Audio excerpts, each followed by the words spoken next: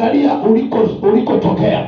Usianze kuangalia namna ulivyozaliwa. Usianze kuangalia namna ambavyo ulikwenda kwa waganga nyuma, namna ambavyo ulifanya vitu vibaya kule nyuma. Sasa hivi Mungu anaanza kukuhesabu kana kwamba wewe ni kiumbe safi mbele zake.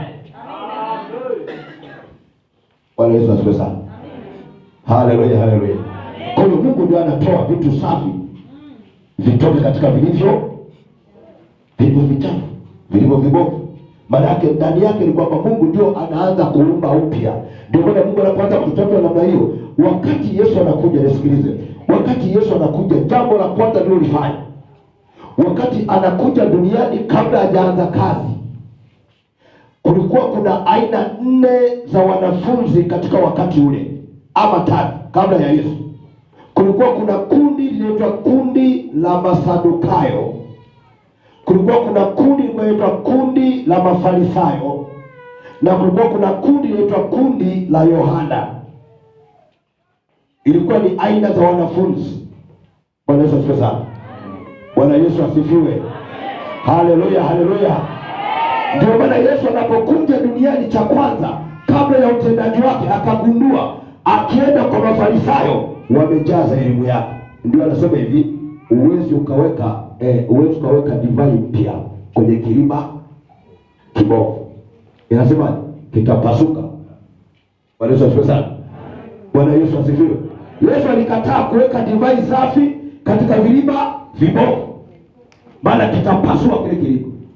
Kwa hiyo maana yake ni aina ya mafundisho aliyoyakuta Yesu. Sasa cha kwanza anachoanza Yesu kufanya, hakuenda kwa Mafarisayo. Kule kwa Mafarisayo ndiko alikotokea Paulo.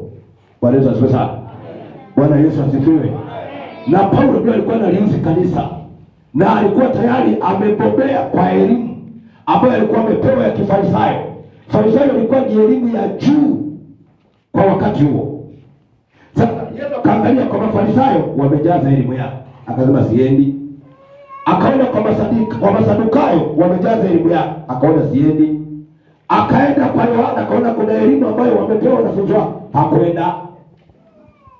Bwana Yesu asifiwe sana. Alienda wapi? Alienda baharini kwa kina Petro ambao hawana chochote, hawajawekewa kitu chochote, ili aanze kujiwekea yeye mafundisho yake. Bwana Yesu asifiwe.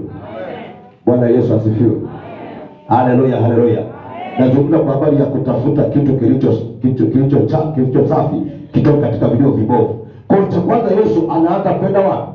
Baharini kuwatafuta